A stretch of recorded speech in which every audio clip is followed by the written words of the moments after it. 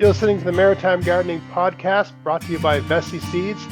And today we have Robert Pavlis talking about high nutrient density food and whether you're getting it in your garden. Who's Robert Pavlis? He's a master gardener with 50 years of gardening experience, award-winning author of 11 gardening books and counting. That number might even be outdated at this point in time. We'll have Robert correct us as we go along. He teaches numerous gardening courses. He's written articles for many popular gardening magazines. And most importantly, at least from my point of view, for my own nerdy interest's sake, he has a Master of Science in Chemistry and Biochemistry. Robert, say hello. Hello. And how It's many good to be here again. how many books are we at right now? Because I you're such a think it prolific author. I think it's 11. I think Wow. that sounds about right. Now a Uh, couple of those were just, ebooks, so yes. they only Yeah. count for half a book. I'm But amazed. I'm still trying to finish my first book.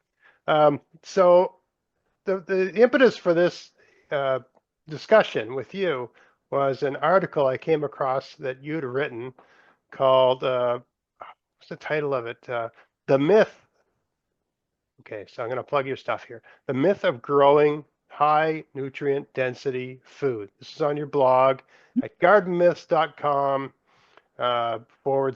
/ myth nutrient density food / Okay, great article. And honestly, this is something it's like, as a writer, I try to put something out every week. You're more prolific than me, but I've always got things when I'm lying in bed trying to go to sleep at night. I'm thinking of what am I going to write about next, and I try to piece together these things. And this is definitely something I've been wanting to write about. You've done such a good job here. There's just no point in me. I'd have to come at it from another angle, and there's no way I could write an article on this now without referencing what you just wrote. It's so well done. You're so good at bringing this all into focus. I love your critical thinking. I love your scientificity. Uh, I love your skepticism, and I love the way you write. well, So thank you very much. So I guess we'll just go Yeah, through. I've set this up so we can just go through the way you wrote the article, but of course I'm going to pepper this with my comments and insights and so on and so forth. You had something, sorry, I interrupted sure. you. What, you had something you want to Yeah, say? this whole thing started when I wrote the book Food Science for Gardeners. Yes, Right? yes, Which I, at the time we were planning it with my editor, I didn't realize that there really is no book out there on food science that's written for the gardener. There's lots of textbooks and they're excellent textbooks, but there's nothing for the gardener.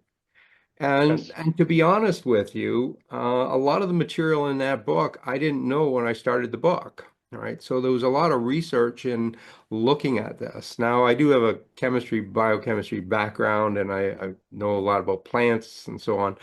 But a lot of the nutrition part was new to me. yes, And probably the biggest surprise of all was that we don't even know what nutrition is. We all talk about it. All the headlines talk about it. People promote their food products because of nutrition and so on and so on. We don't know what nutrition is. I mean, we're starting to know, but we really don't. yes, And the whole idea of food science and the nutrition part, it's all a new science. Like this all happened in the last 50 years. Whereas yes, other science, now that may seem like a long time to the young guys watching this show, but 50 years in the science world is nothing compared to, yes, say, basic chemistry and nutrients of plants and so on. We think nutrients in soil, we've known about that for like 300 years. So there's a lot we don't know. And unfortunately, a lot of the headlines claim things that aren't really true. They may be, but we just don't know it yet. So yeah. I think the biggest message of all is we probably don't know nearly as much as we think we do. Yeah, and I think that's the challenge of marketing and buzzwords and sales pitches and all this sort of stuff, Yeah. as opposed to actually getting in and looking at the numbers. And I've written some articles using just those USDA Mm. breakdowns where they'll say how much calcium is in this and how much protein's in that sort of thing. And it's very unsexy, but that's what's going in you, sort of thing. So That's why I really enjoyed this article you wrote. So I suppose let's just get right into it here. So to start off with, because it's about nutrient density. What does that mean? Nutrient density. Like, and I've watched so many YouTube gurus, uh, gardening gurus talk about, oh my carrots have so many nutrients because my soil is so good. It's nutrient dense. This is a word people use a lot. So what does this phrase mean? What does this term mean? Yeah. Actually, this whole thing started a couple of years ago, even before I wrote the book, and I seen posts about measuring nutrient density, right? Right. And they use a refractometer to do that. And that was one of the first articles I wrote about whether you can use a refractometer for measuring it. And one of the things I like to do when I write these articles is I take a step back and I say just what you said. What is nutrient density? If people are claiming they can measure it, they can improve it, it's a certain value, it's getting better, whatever. Well, what is it? And surprising answer is we have no definition for nutrient density. Now that may surprise you because you just said, and I agree with you. There's hundreds of YouTube videos and articles and everything. Oh, I got nutrient dense food. Home gardeners are better than conventional farmers, et cetera, et cetera. What is nutrient density? Um, I don't know.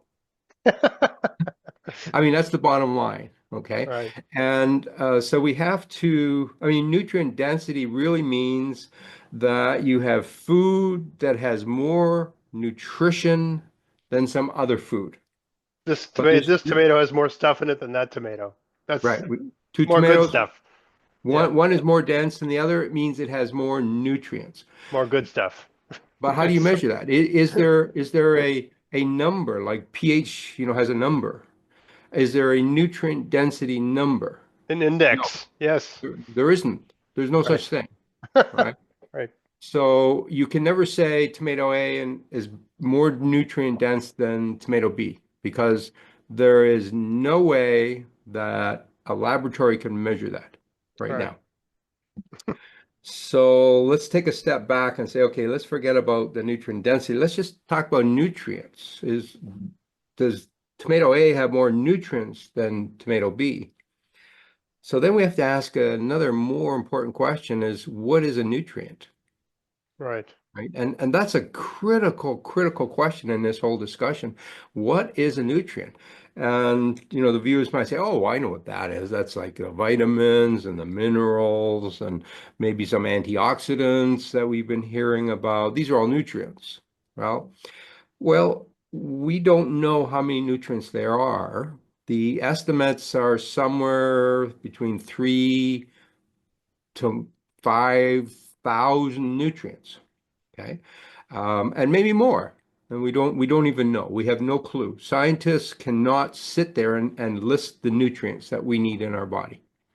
Um, again, it gets back to this thing, this is a new science. So, 50 years ago, we discovered vitamins. We said, hey, they're important. In fact, Christopher Columbus didn't discover them, but afterwards people did. They said, hey, the sailors are sailing around the ocean and they're getting scurvy and they're dying. Why is that? And then scientists came in and said, well, you're not eating enough vitamin C. And as soon as they provided them with vitamin C on these long journeys, cured scurvy. So vitamin C became a vitamin that we had to understand. And then Hmm. we came up with this list of vitamins. And there's, I don't know, let's call them a dozen vitamins that are important. And we said, okay, well, if you get all the vitamins, that's nutrition. Well, now we're healthy. Well, no, that's not quite true because we have minerals too, right? Calcium, magnesium, all of the copper, even weird things like molybdenum. Can, Okay. can I ask you to contrast? What is the difference between a vitamin and a mineral for my viewers? Well, a mineral is an element that exists in the ground. Okay, so it's and they're A the gas or nutrients a that metal or a sort of. most of them are metals, actually, Yeah, which is yeah, odd. Like iron, for instance. We all know iron is important, right? yes. And we say, quotes, we need iron in our diet. Okay. Nobody goes out and eats a piece of metal. Yes. Okay, we don't need iron in our diet. We need iron ions in our diet, Right. right? And the same is true for plants. So we talk about plants needing iron. Spinach is high in iron. They don't actually need iron, Plants need iron ions, Ions. right? They need compounds where these things have been converted to salts, okay, which is a dirty word, but in fact, from a chemist perspective, salts are all these nutrients that plants need. So when people say, "Oh, don't use salts in your garden because plants hate them," well, without salts, plants die. So we have to give them salts. Huh, Iron, magnesium, calcium, all those things are salts, and they're all ions, right? really? Yeah. So all the minerals, there's a list of, I don't know, I'm guessing 20 of them, 15 of them, we need in our body. Uh, molybdenum is one of the weirdest things, but we need a tiny, tiny amount of molybdenum or we die. All right. If we took it out of our diets, we die. It's that critical. Wow. Like B12 or whatever. Yeah. Well, But that's we a vitamin. need, Sorry. Sorry, it's a yeah, vitamin. B12 would be a vitamin. Yeah. But it's true of vitamins too. We need some vitamins. Now, our body can make some vitamins, but there are some vitamins we can't make, Yes. right? And so we have to get those in our diet. We Yes. cannot make any of the minerals because those are elements, right? So if you don't have enough iron in your diet, your body cannot make iron. It's Right. an element. We can't make it. Um, vitamin C, for instance, is kind of an interesting vitamin. So we can't make vitamin C directly, by basic, starting with basic building blocks. Right. Um, dogs, I was just reading my book. I didn't realize I wrote this, but I was looking at it. Dogs apparently can make vitamin C. Right. Whereas the guinea pig can't make vitamin C. But Because humans can't, right? yes. So even though we're both mammals, one can make vitamin C, the other one can't. Now we Yes. can use a compound which we call a previtamin, which is almost a vitamin, and we can convert that into vitamin C. But vitamin C is one of those things that we have to get in our diet. Mm, Either the vitamin itself or a precursor to the vitamin. If I give it the basics, nitrogen, hydrogen, carbon, and so on, we can't make it. We mm, just don't have the proteins that are needed to make that. So we have to get it in our diet, right? Um, so we learned, okay, we have vitamins, we have minerals, and for a long time, that's what we thought was nutrition. If you get enough of those, we're healthy. Well, now we're finding, well, there's all these other weird compounds, and a lot of them come from plants. In fact, right. some people call them phytochemicals. And there's Yes. thousands of them. Like this isn't a handful, these are thousands. And we don't really know what most of them do, but we suspect they're important for something in our body, right? Right. So antioxidants is one of those groups that we now talk a lot about. In fact, anthocyanin, which is the purple thing in blueberries and cherries, raspberries, and so on, anything dark purple has a lot of anthocyanin in it. That's a compound that's an antioxidant. And Mm, it goes around in our body and it basically neutralizes toxic chemicals for us. And those toxic chemicals, if they're not neutralized, will cause cancer, cause health problems, and so on. So we have to get rid of these. These things happen naturally in our bodies. So when I say these, it neutralizes these compounds. It's not like we ate a bunch of toxic chemicals, okay? Our body actually produces these toxic chemicals. It's just part of the way our body works. And we have antioxidants that get rid of them, keeps mm, us healthy, right? And that's just the way all bodies work, not just humans, but animals, plants, they all have these sort of reactions. So mm. these antioxidants go around our body and basically get rid of all the bad stuff. Or That's great. sorry, I should correct that. It gets rid of some types of bad stuff. Some types of Right? yes. Yes. We also have carotenoids, which is the orange color in carrots. Mm, That's another group of compounds. And it goes around our body and it gets rid of different kinds of bad guys. Okay. So all of these things are important and we now know they're important.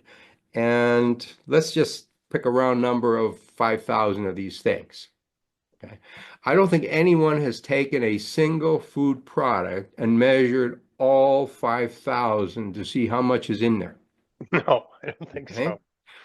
And if you don't do that, you can't measure nutrition because they're all important in nutrition, right? Right. So you can very easily conclude that we can't measure the nutrition of a food. Now, I'm sure if we put enough money in it, we'd find a lab to do this and they could do it. But, as a general thing, is broccoli more nutritious than tomatoes and so on? Nobody's done that kind of study. We don't have those numbers.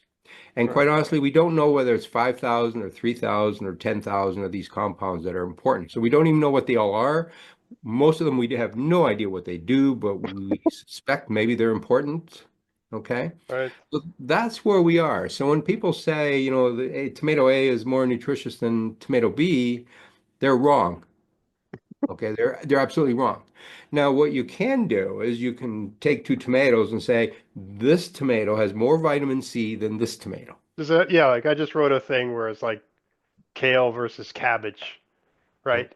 Right. So yeah, and that's kind of what it is. It's And got more of this than that one. It's got more of this thing than that thing. right. But yeah, there's And not like and we some like we've vitamin, nutrition index that I can say this one's 100 and this one's 98. I can't do that. right.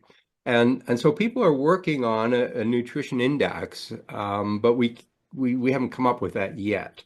Right. Um, to make this even more complicated, there's this other issue is that, okay, we know vitamin C is critical in our diet.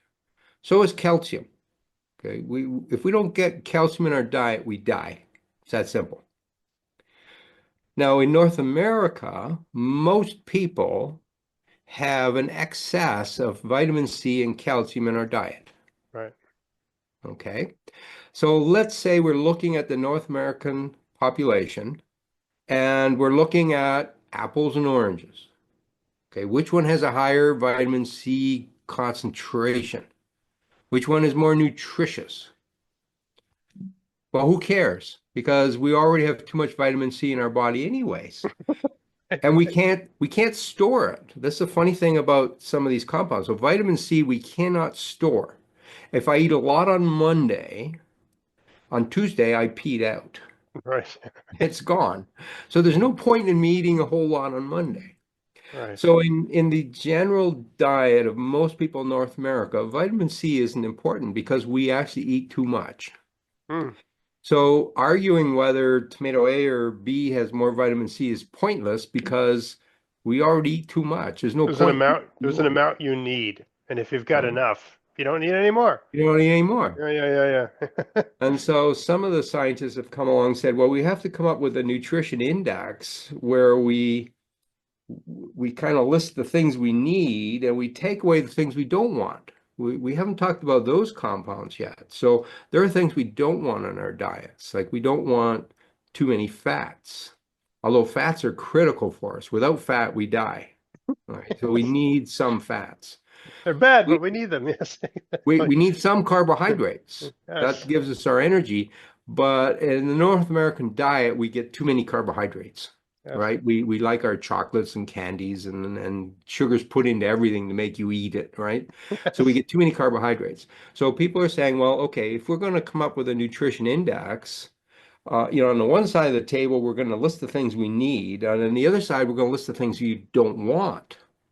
Okay, so if I make a candy, for instance, that has vitamin C in it, is that nutritious? And of course, you could say, well, it is because it has vitamin C in it. But then the other side says, well, no, no, it's full of carbohydrates, which you don't need. So that's actually not nutritious. So we're trying to come up with a scheme where we balance those two sides of the equation, and scientists haven't come up with that yet. There are some schemes, but nobody agrees on which one we should actually use. So we're still working on that. Right. Bottom line is, we don't actually know which food is more nutritious than the other. Okay.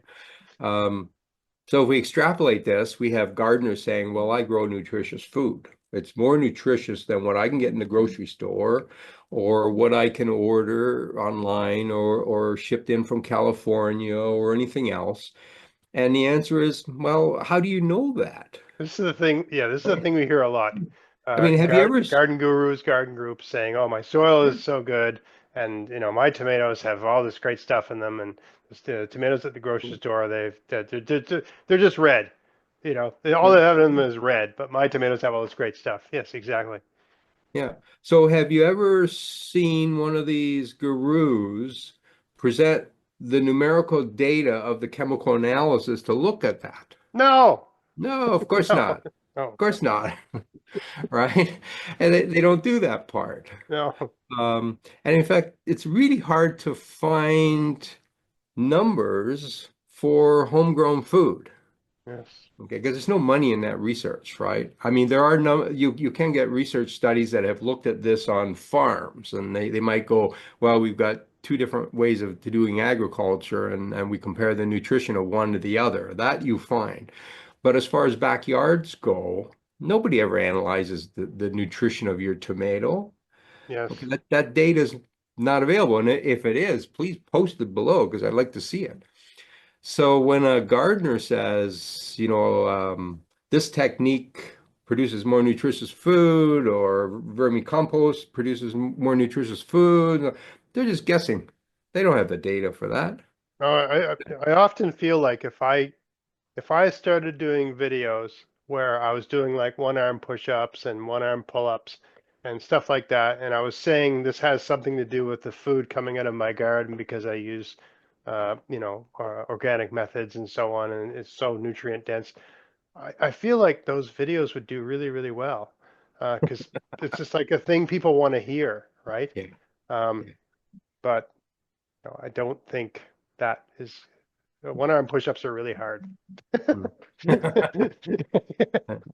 Now, having said everything I said, it doesn't mean that our homegrown food isn't good, right? We're not saying Oh, it's less nutritious. We're just saying the evidence to prove it's more nutritious isn't there, right? yes, And I think what home gardeners really need to do, quite honestly, is forget the nutrition part, because there is no way for them to know how nutritious their food is.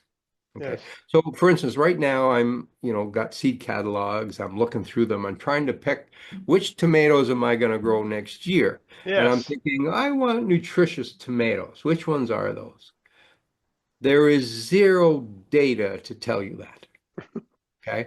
You cannot look up a list of tomatoes somewhere and say, okay, the gold suns are really nutritious for this vitamin or something else, or whatever the purple ones are and so on. Yeah, there's no data for gardeners, right? Yes, So you're just guessing.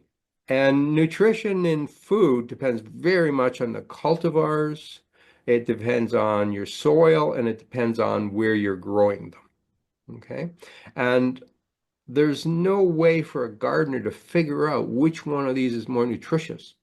mm, So forget that part. Okay, let's focus on the quality of the food. Okay, the reason you garden and the reason you get this food is quality. Quality can be measured in different ways. One is how fresh is it? mm. Okay, I mean the reason I garden is that I love to go out and get a fresh tomato off the vine. I Yes, cannot do that in the store. yes. That's quality. That's a form of quality. I can't do that anywhere else. I can go out and my favorite tomato of all time is Sweet 100s. They're really good. Yeah, I they're like a real. sweet Yeah, tomato. yeah, yeah, Okay. yeah. They're And really it good. probably has too much sugar for me, but I don't care. Who I cares? love sweet tomatoes. So I grow them because I can't buy them in the grocery store, Yes. right? So that's quality, that's flavor. So that's something I can measure because I put in my mouth and I say, hey, this one's better than that one. And I like it better. It doesn't mean it actually tastes better. It just means that I like it better. Yeah, yeah. No, So they those do are taste those are really good. things that gardeners can focus on, right? They Right. they can they can grow things that are fresh, that they like, the color of, that grow well in their garden, they're Yes. productive, and so on. Those are things we can measure. We can't measure nutrition. Okay, so don't get hung up on that, right? Well, also, like if let's say you grow a tomato and I grow a tomato, Yeah. and your tomato has 10% more vitamin C than mine. Who cares? Well, it Right? makes no Like difference. We don't care. your No, tomato has 6% more lycopene than mine. Who cares? who Like, cares? if mine tastes better than yours, I'm going to eat more tomatoes and I'm going to get more lycopene. Well, that's the other thing, the advice I give to people, I say, you know what? It's more about how much you eat. Okay. Yeah, So if something is 10% more or less, who cares? If you eat an extra slice of tomato, you made up the 10%, right? yes.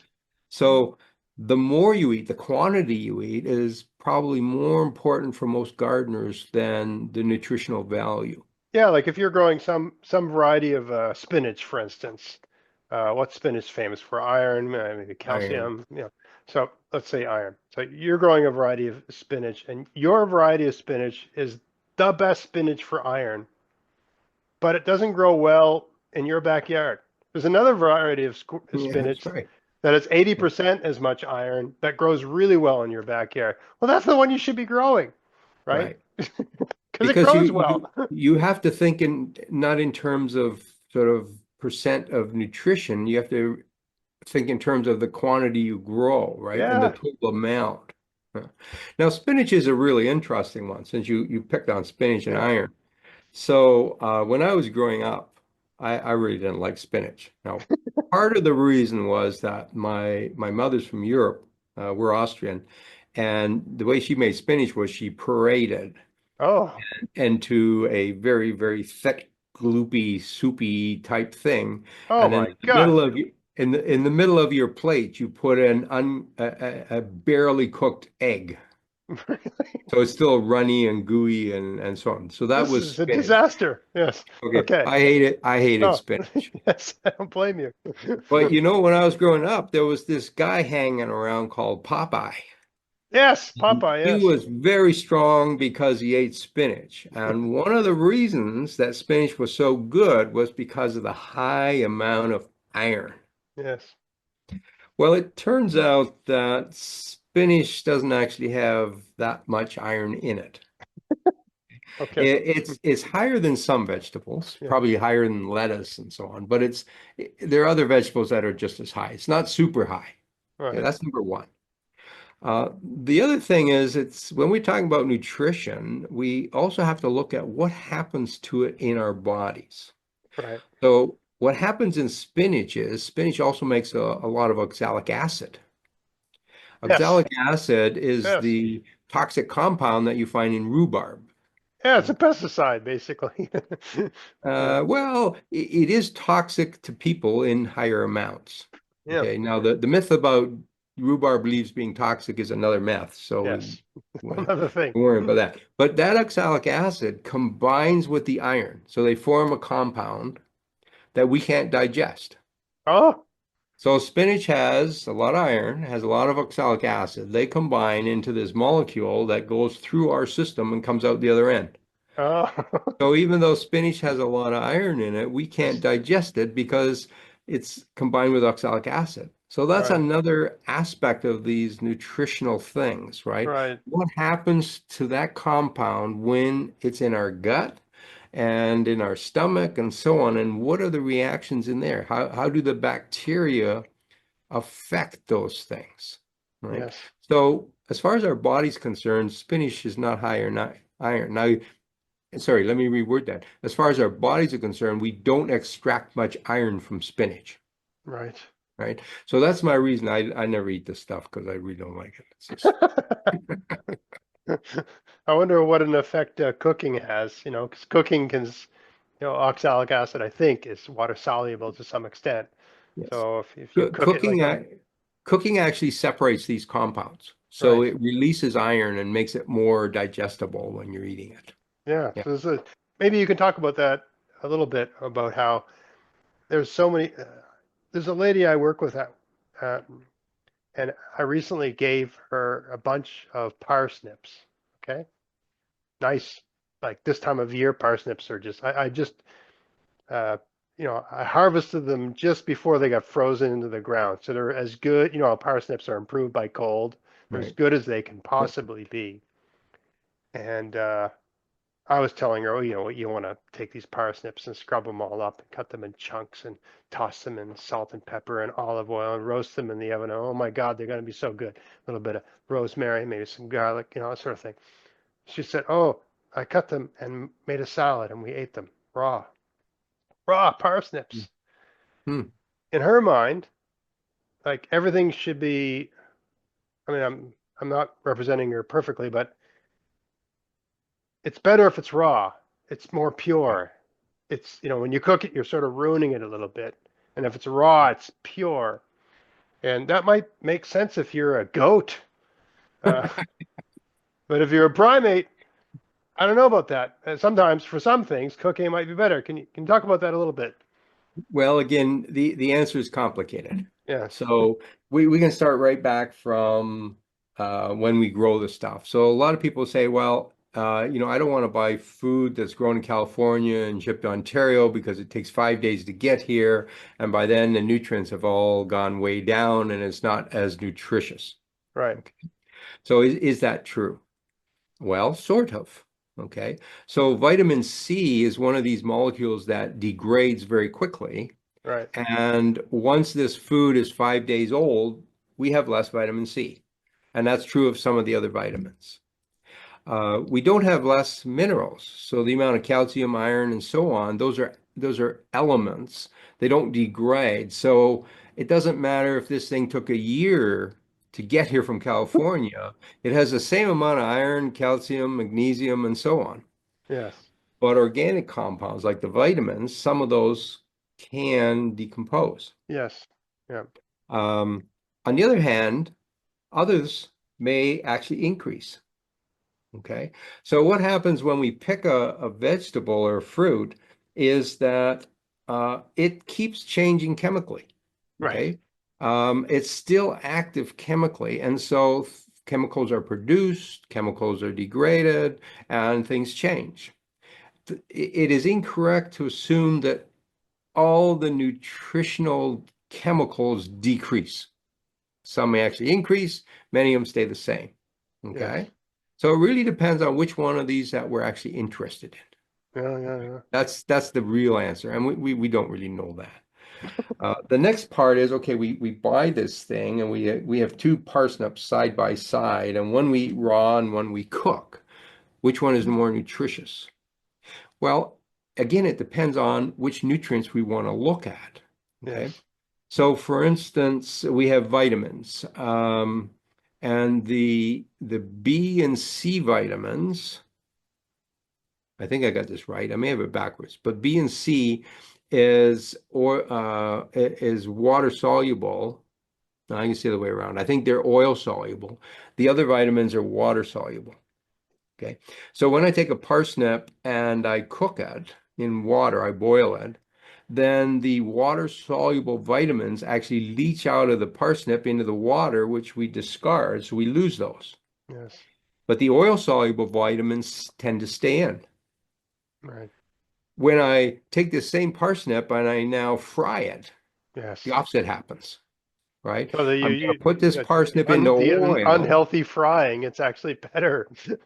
Well, it depends on which vitamins you Yes. want to preserve, right? But Right. frying pulls out the oil soluble vitamins and Right. leaves the water soluble vitamins behind, Right. right? In addition to that, we have the process of, well, heating in itself causes chemical reactions. So some of these things start degrading when we heat them, right? So whether you cook them in water or oil doesn't matter, they're going to start degrading. Like vitamin C. Perfect example. But yes, that's right. But there are other things that we also degrade. So one thing people think is that all this fresh food is good for us.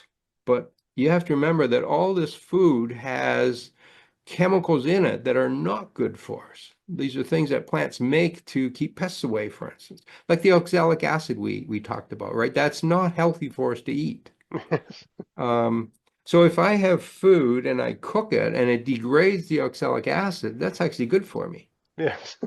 In fact, it's one of the reasons you shouldn't eat beans fresh, right? Yes. Beans have some chemicals in there that are not healthy for us. So we should cook those beans. The cooking process, the high temperature of that process degrades that chemical that's not good for us and makes the beans healthier. Right. Yes. But cooking also degrades some other things, some vitamins that we need or Yes. may need, right? So the answer is much more complicated than people make out. Yes. That's the bottom line. And to be quite honest with you, we don't know the answers in most of those cases. Like if you Yes. ask the question, should I cook my parsnip or not?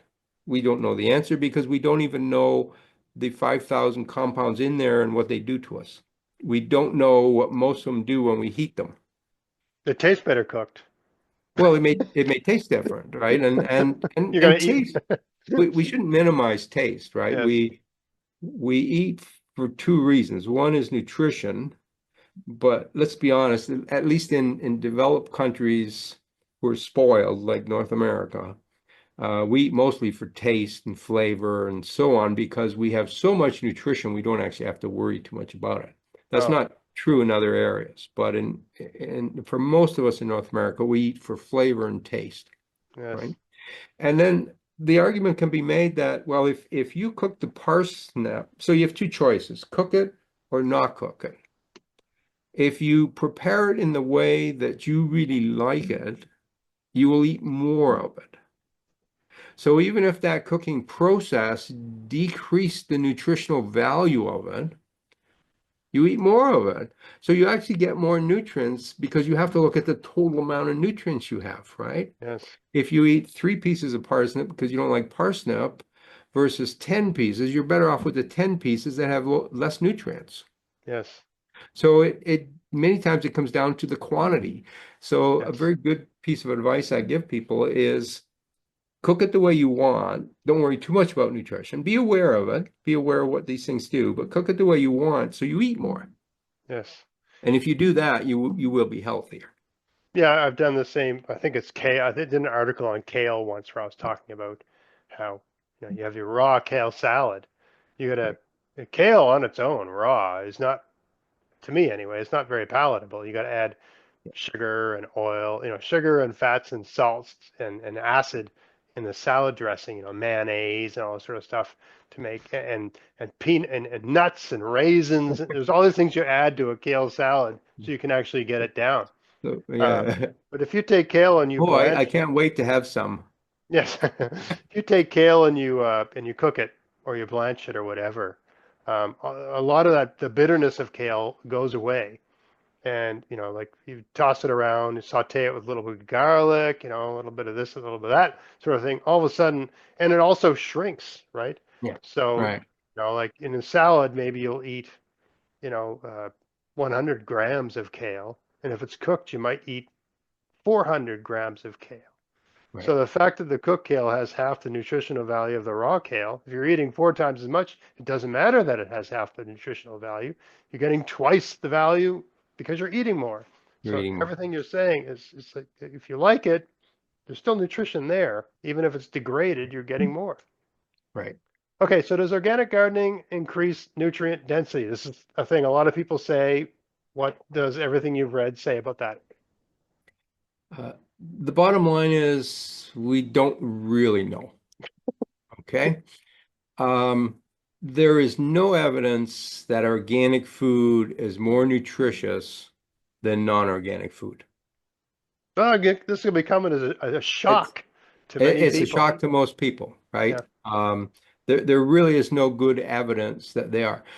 The things that affect nutrients the most are the cultivar you select, the soil you have, and the environment you grow it in, temperature, sun, that sort of thing. I see. None of those things have anything to do with organic. Okay.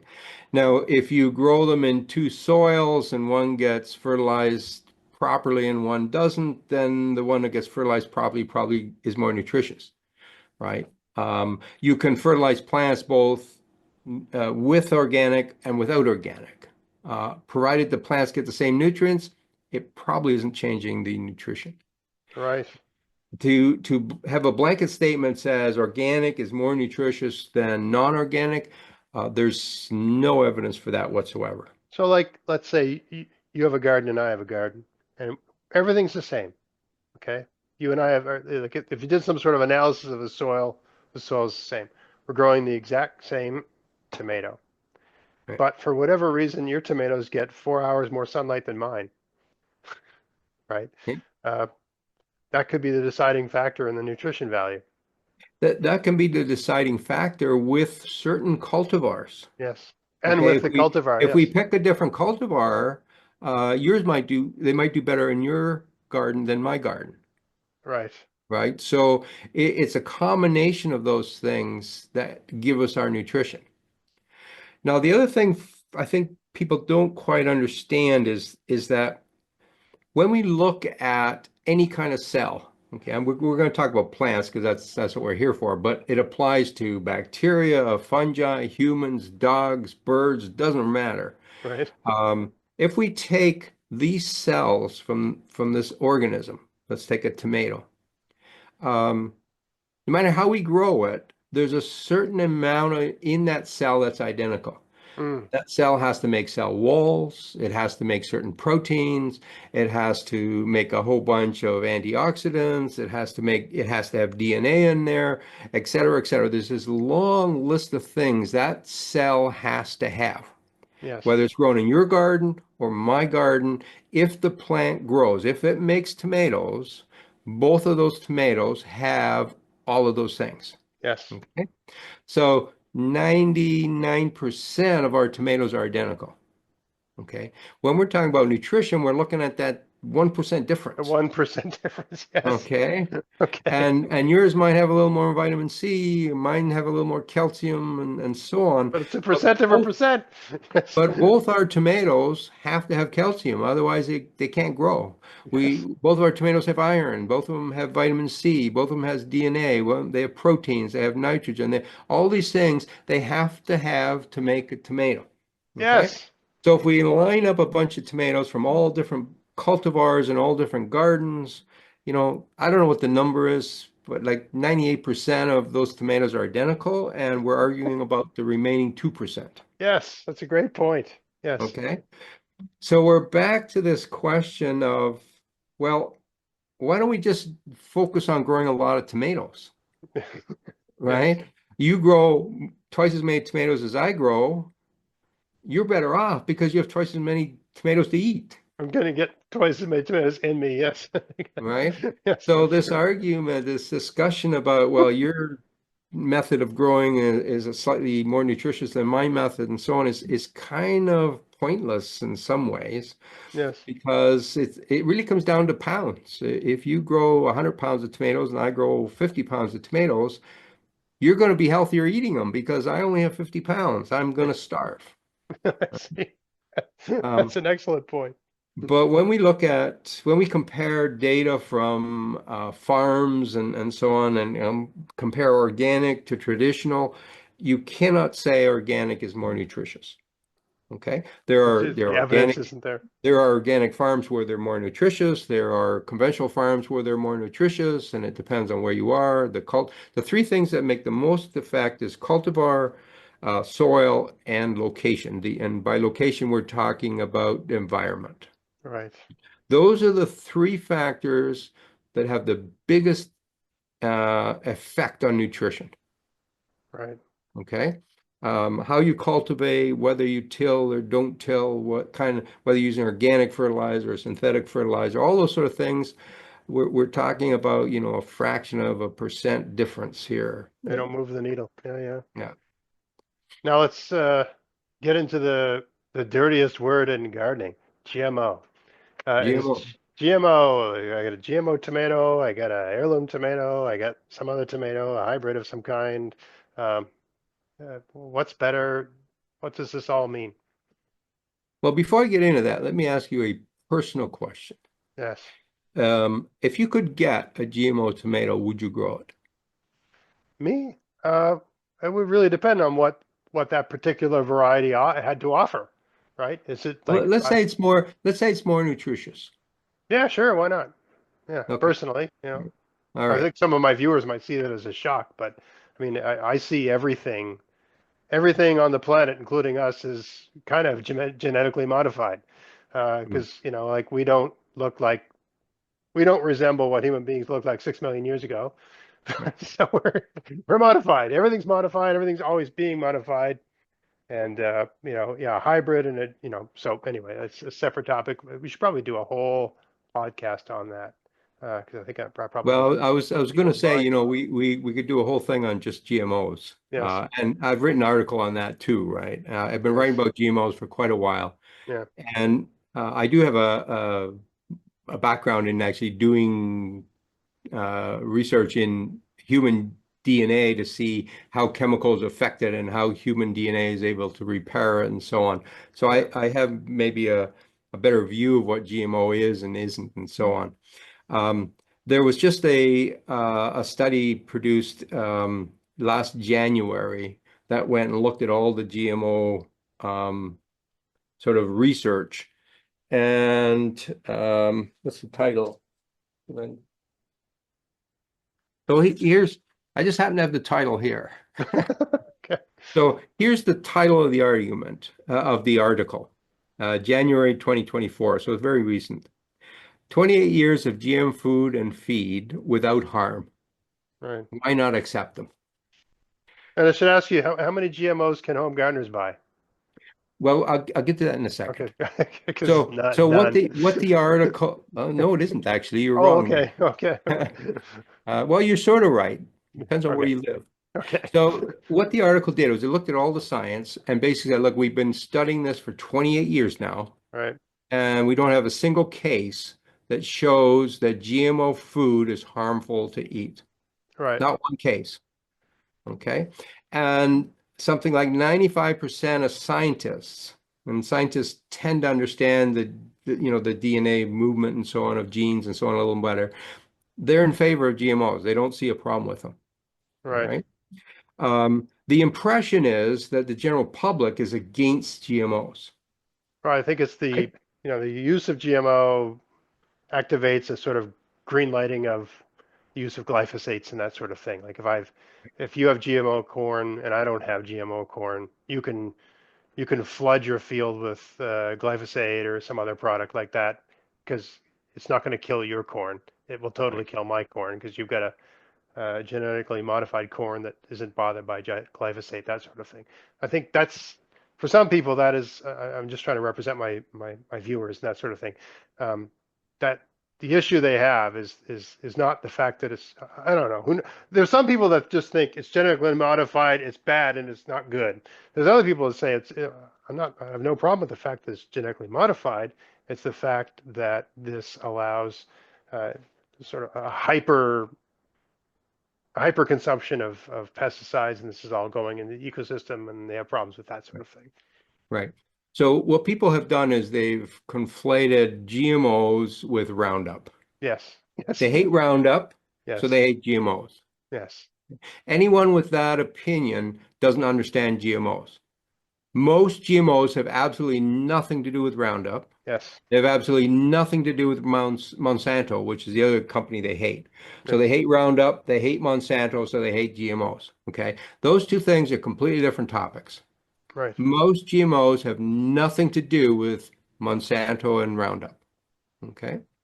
So that's a big problem that people need yes, to understand. Okay, we have to look at GMOs on their own merits. yes, So as it turns out, the meeting I was at just before this one, right. um, I was speaking to the CEO of Norfolk Healthy Produce. They're the ones who last year came out with the first GMO tomato seed for gardeners Mm, called Purple. okay. Okay. Just so like you could So buy this and grow it in your you could backyard. buy this in the US only. It's only approved in the US. Okay. Okay. So that's why I said you're correct. In Canada, we can't buy GMO seed. In the US, you can now, and it's available again this year. Mm, Okay. Um, that purple tomato is fully purple. The not only just the skin, because a lot of people will know that they've grown purple tomatoes in the past, and the skin is purple, but the inside is red. yeah. This tomato, the inside is purple. Wow.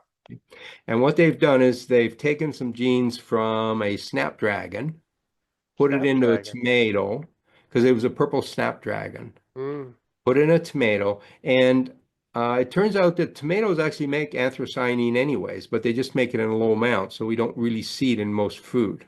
I Okay. see. But that's why we have some tomatoes that look purple on the outside because that's a natural gene that they have. I see. But this gene that they moved in from the snapdragon puts the production of anthocyanin into hyperdrive. Right. So now the purple tomato makes so much and it makes it everywhere, not just the skin, but in the flesh itself. So it has really high levels of anthocyanin, which is one of these antioxidants that's healthy for us. Ah, Okay. So now we have the first GMO seed that's available for gardeners. And so I mentioned the fact that, well, most people, public, they don't want GMO food, right? Well, they actually did a survey to find out what the actual attitudes of people are, and they found 80% of people are willing to try GMO food if it's healthier for them. right. Okay. And in fact, the seed was available last year and is available again this year. And this year they also produced actual fruit. So in some parts of the US, you can now go and buy a little container of these purple tomatoes. Right. And they're selling like hotcakes. Oh, 'cause people like They them. People like them. Okay. I did a survey in my Facebook group called Garden Fundamentals, and the majority of people who grew them last year, they had high yields. They loved the flavor. They were easy to grow, and they're going to grow them again. Yes. Okay. So I think that perhaps our perception of the anti-GMO movement for the general population it has changed. I think people are much more willing to try these foods than perhaps you and I think. And I agree with you. My impression before this meeting was that, hey, most people would never eat a GMO tomato. The Right. general population would simply not accept it. Right. And I think we've changed the perception of what these are. So No, I more and think more like people are I willing to grow understand it. I grow kale every year in my garden, or like even let's take it a step further. I love, and I'm gonna cook supper tonight. I love lo mein, not lo mein, guylat, like various forms of Asian greens. I love Hmm. them, and I find them very hard to grow in the garden. They are so pests. Every pest loves them. It's like there's things you can grow, like you grow Swiss chard in the garden. For me, nothing bothers it. It's left alone. It's got so much natural pesticide. But some of these Asian greens that I love that I can get at the supermarket, I can't grow them. I mean, these things just get decimated in my garden. The flea beetles, the slugs, everything's at them.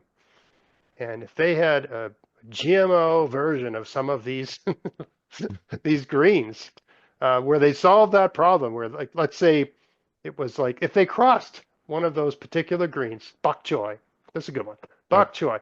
They had some way of crossing bok choy with Swiss chard, so it Hmm. had whatever Swiss chard it's got. If you eats raw Swiss chard, it's hard to eat, right? Yeah. I'm guessing that's why a lot of things don't like it. They've found, something in Swiss chard that insects don't like, and they somehow got that in the bok choy. They made some sort of GMO. So it's not the fact that I could, you know, put Varsol on the soil and it would grow anyway, that sort of thing. But just, some sort of combination like that. I would buy that bok choy because every year, people that watch my channel, I try to grow these things, and they just vanish, or they're so pest riddled they're almost inedible. So yeah, I think Well, that one of the things that will happen, and I'm for GMOs, that makes so much sense from a scientific point of view, right. once you understand the science that's going on. Um, we're going to create a whole range of new food items that are pest resistant. Yes. And they're going to do a couple things. One is we're going to need less pesticides because Yes. we will build the pesticide in. They're going to use less fertilizers because we're going to make the plants better able to utilize the Yes. nitrogen that they have Yes. available, and so on. So GMOs is going to dramatically change the produce we have. Now, this isn't going to happen quickly because these Oh, are slow processes, but they will happen. imagine if you What? could cross, like, imagine, sorry, I interrupted you, but just what you just said. The capacity of a pea, you know, to get nitrogen out of the air, Yeah, right? I mean, it's more complicated than that, but let's just keep it simple for now. Imagine if you could have a lettuce that can do what a pea does. right. You know, can you imagine that? Like a lettuce you can Well, grow in a poor nitrogen soil that's green and delicious, like a pea. That yeah, would just be amazing. yeah. Well, that's one of the things I know people are working on is to produce crops that are better able to use the nutrients that they have available. They're more Yeah, efficient at using those. As far as diseases go, you may or may not know that the papaya industry was almost decimated. And until someone came up with a GMO papaya that was disease resistant, I don't know the exact disease that was attacking them, but basically it right. was a disease that was destroying the industry. They came up with a GMO version. In Hawaii, that's all they grow now. And almost most of the papayas you buy in a grocery store are actually GMO papayas, but nobody knows it. And they're not dumping glyphosate on the papaya It, forest. it has it has nothing to do with glyphosate. Okay. The GMO variety, the plant produces something that keeps the pest away. And I think in Yes, this case, it's a fungus. It's not an right, insect. I'm not sure about that, but I think it's a fungus. right. So some And so symbiotic thing. Yeah, it made the plant resistant to that fungus, right. right? And saved the industry. And that's why we have papayas. Otherwise, we wouldn't have them. Thank Okay. goodness. I love papaya. Yeah, So that's the kind of thing where you're going to see more and more of. yeah, And as I said, this recent report says, 30 years, almost 30 years, we have found no reason to think that it's going to harm us.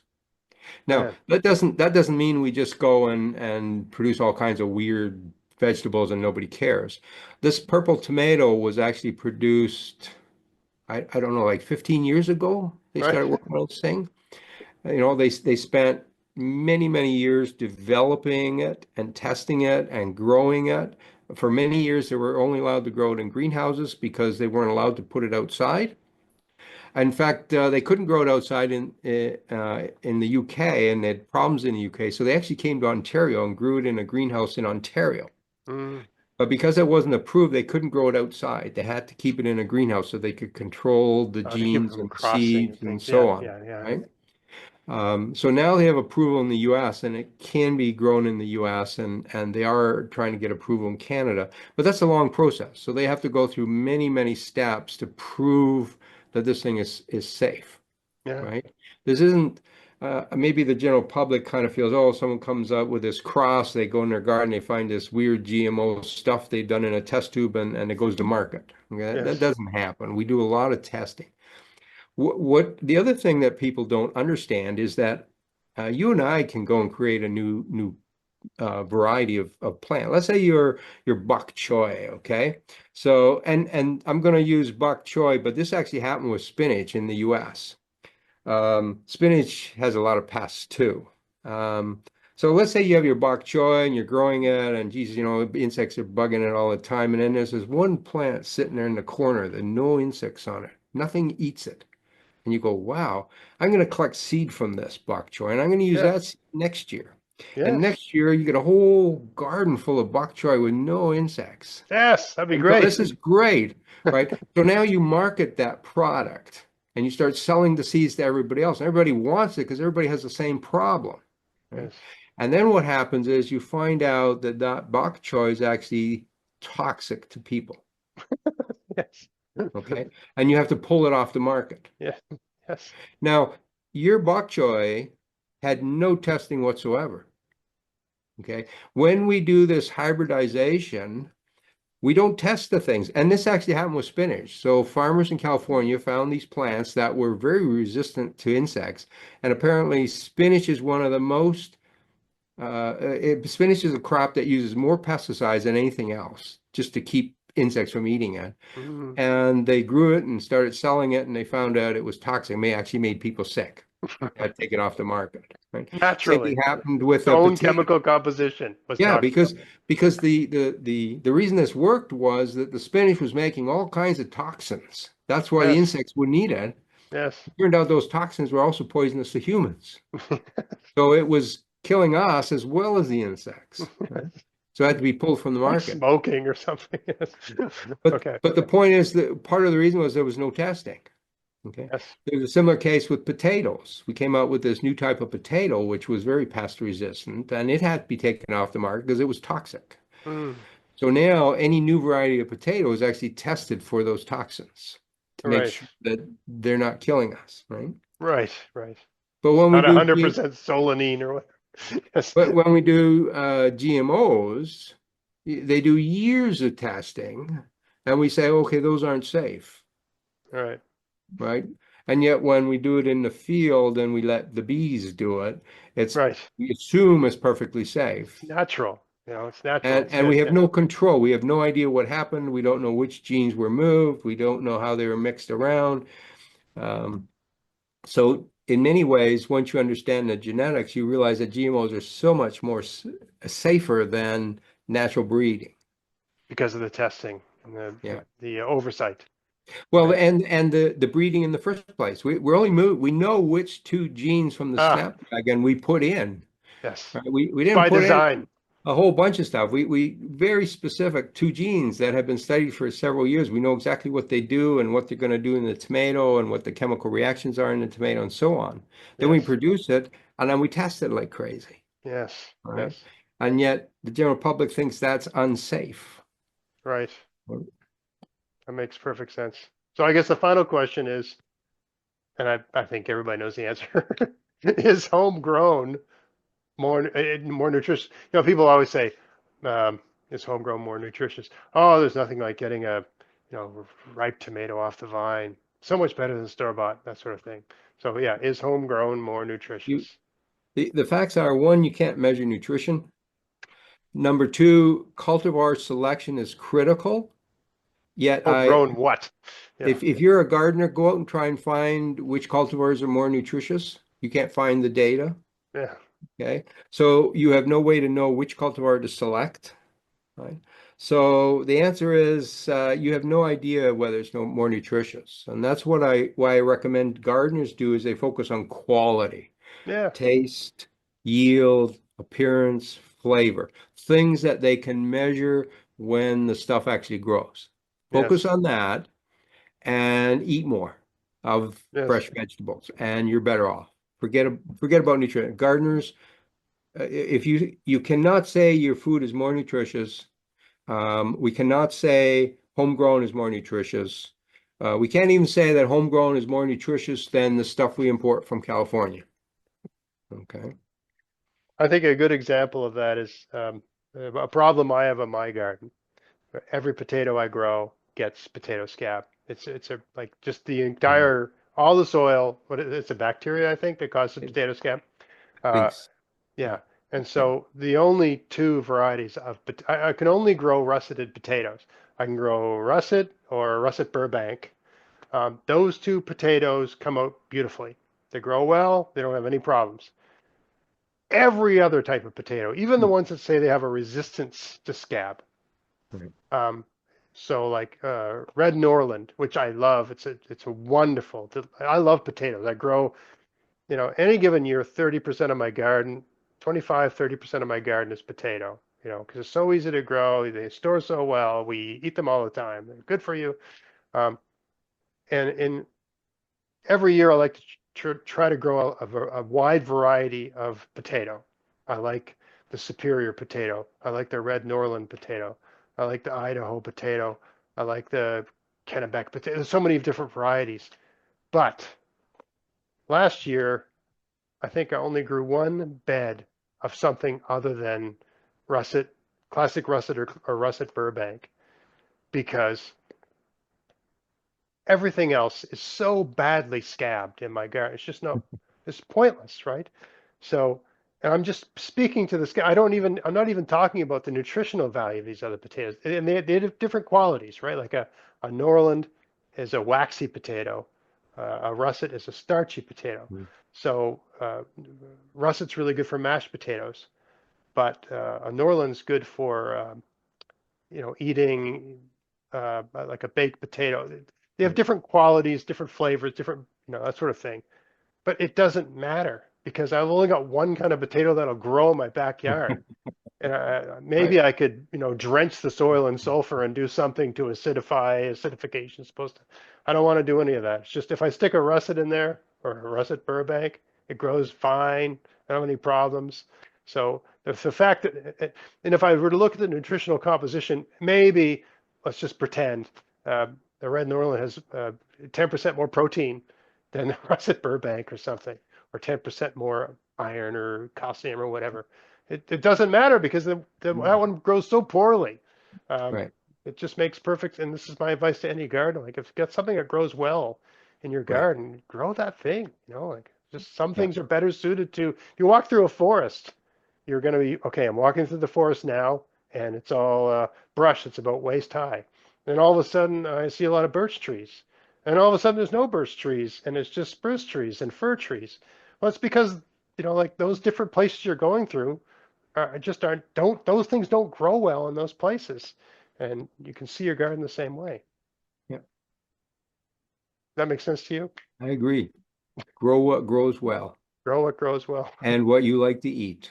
Yeah, I mean, if you've got a lot of time Mm. and energy, you can manipulate your Right. soil and try to Yeah. play God and do science experiments and force things to grow. I'm sure there's a way. Like my favorite potato is what's called the superior. I don't know if you've ever grown that one. It's a white Mm. potato. It's delicious. It's got a great flavor. And when I first moved here, I could grow a superior potato. Grew perfectly, beautiful, white, delicious Mm. potato. And I must have brought something in from some potato when I first started gardening here, I was just like a cowboy. I would plant potatoes from the grocery store. I'd put everything in there. So I'm sure that's how all these pathogens got. Instead of using See, proper. certified seed potato, I was Yeah. just using whatever, right? Um, Based on what people were saying on Facebook and so on, what they don't know what the hell they're talking about. So now I got all this stuff in my garden. I can't grow these things, but I'm sure there's a way I could take a bed and I could adjust the pH. Probably. I could do all kinds of stuff, and I could probably, but I can't be bothered because if I grow these other ones, they grow just fine. Yeah. Uh, Variety matters. Uh, well, Robert, as always, great talking to you. Great conversation. I think we really should do an entire podcast on GMOs. I've been thinking about doing it with you for a while. Um, I know it's a touchy subject with many gardeners, and I know my viewers, many of them are concerned about that sort of thing and have reservations. But I think it would be good to have just a rational, scientific, evidence-based conversation about this topic. If you're willing to do that, maybe we could do it later in the year. Yeah. Uh, yeah, Anytime. yeah. I think we have to change people's opinion because quite honestly, they don't have a choice. The future is pretty clear. If you're buying stuff at the Um, store, we're going to move the world towards GMO food. right, Right now, there's no other alternatives, and it's going to solve a lot of problems that we have. right, And the thing that people don't realize is it's going to reduce pesticide use, it's going to reduce fertilizer use, it's going to make us more productive. So it has a lot of positive environmental less impact. water. Like, yeah, you get a variety that Less has like water. nice roots. That's another thing we can do. We can create a version of that plant that grows in much drier conditions, Yes, right? So we can take areas that are not suitable for agriculture and turn them into agricultural areas. That's great for the environment, right? yes, So it's going to happen. Whether we call them GMOs or not, there are newer techniques available now, but which we can talk about at that time. But the fact that we're going to genetically modify our crops is going to happen. And in fact, it's happened. There's almost no crop we grow that is the same as what you find in nature, right? Every one of our vegetable crops has been modified. It's just yeah, that it was done with farmers and gardeners, not with lab people. But they are genetically modified, right? yes. And we're just going to make that process so much more efficient. And the benefits are huge. All right, Robert. Well, Yeah. once again, a great conversation. Thank you for joining us. I hope to talk to you again soon. Everybody out there, I hope you found this conversation interesting. If you did, please like, share, subscribe. check out my regular Substack article at maritimegardening.substack.com. Robert, where can everybody find your content? My website is gardenmyths.com. It's got over 700 articles there about all kinds of topics. I probably discussed 2,000 different gardening myths. And my YouTube channel is Garden Fundamentals. So you can find me there, and there's 450 some YouTube videos, and one or two goes up every week. So, And your great books. and my books. Oh yeah, buy Yes, my yes, books. I forgot yes. about that. Forget by Robert. Robert books are all great. All a Yeah. great read. All right, everybody. Until next time, get out there, get at it, have fun in your garden. Thank you, Robert. Thank you so much for joining us. Thanks for having me. Bye, everyone.